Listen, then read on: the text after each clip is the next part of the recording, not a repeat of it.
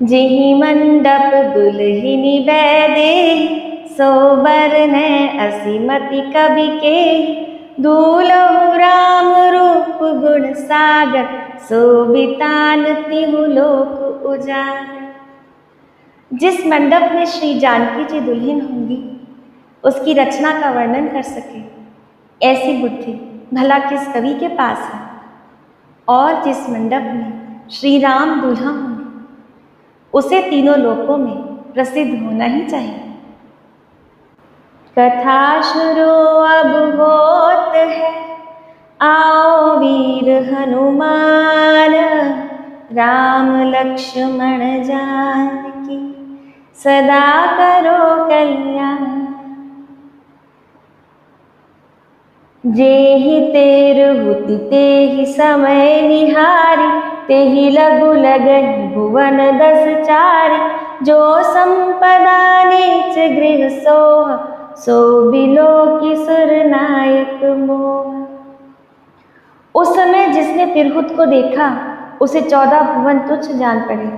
जनकपुर में नीच के घर में भी उस समय जो संपदा सुशोभित थी, उसे देखकर इंद्र भी मोहित हो जाते थे। बसई नगर जेहि लक्ष्य करि, कपट नारी बर बेश। तेहि पुर कै शोभा कहि, सकुचहि सादर शेष।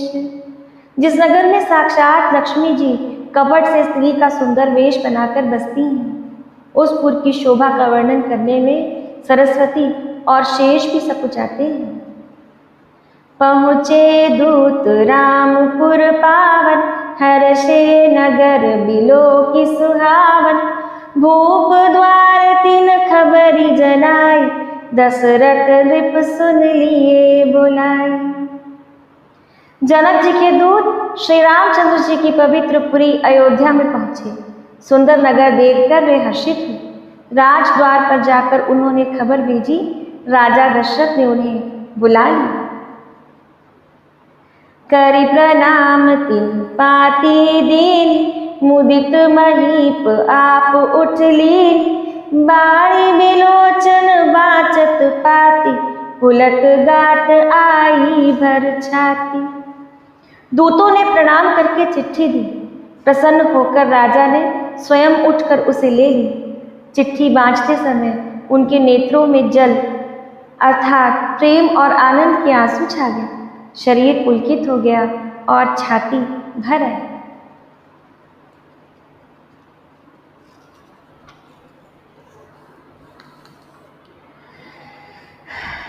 राम लखन उर कर बर चीठी, रही गए कहत न खाटी मीठी।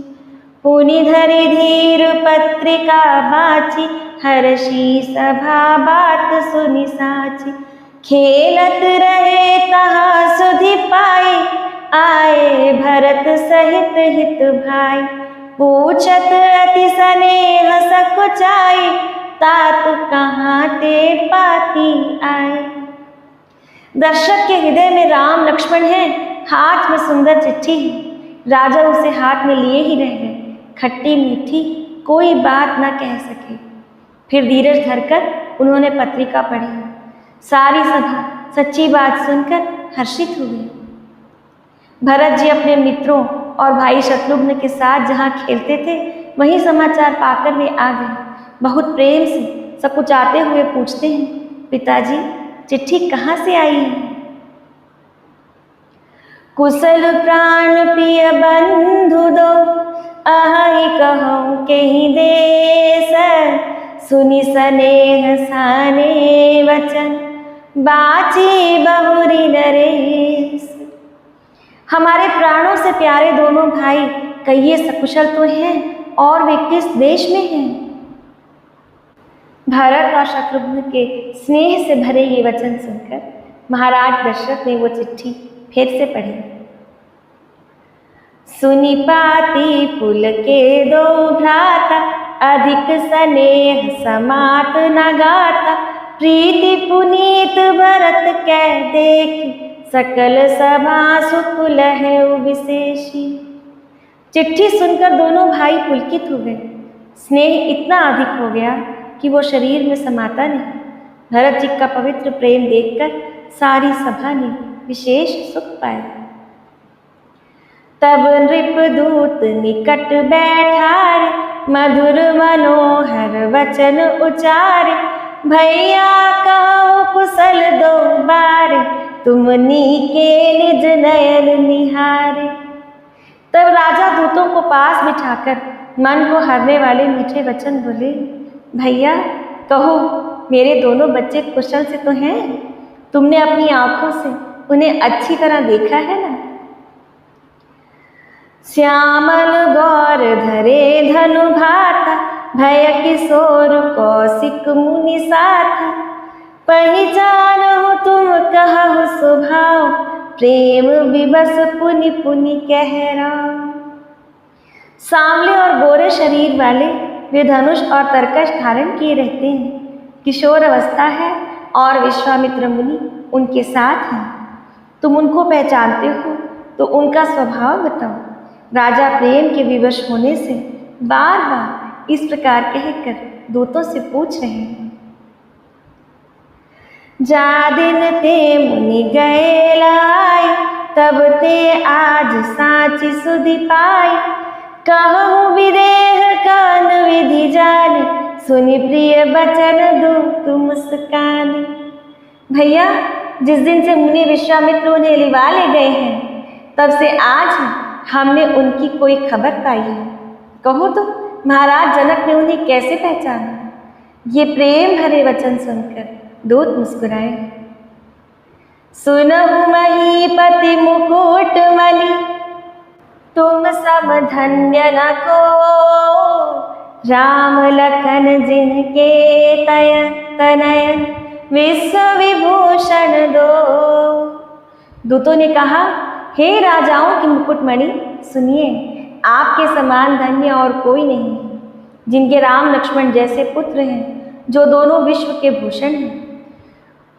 पूछन जोग न तनय तुम्हारे, पुरुष सिंह तिहुपुर उजियारे, जिनके जस प्रताप के आगे, शशि मलिन रवि शीतल लागे। आपके पुत्र पूछने योग्य नहीं है।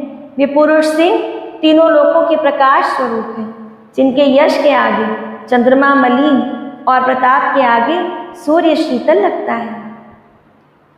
तिन्ह कहा कहिए नाथ की मिचीन, देखिए रवि की दीप कर लीन, सिय स्वयंवर भूप अनेका, समिटे सुबट एक ते एका।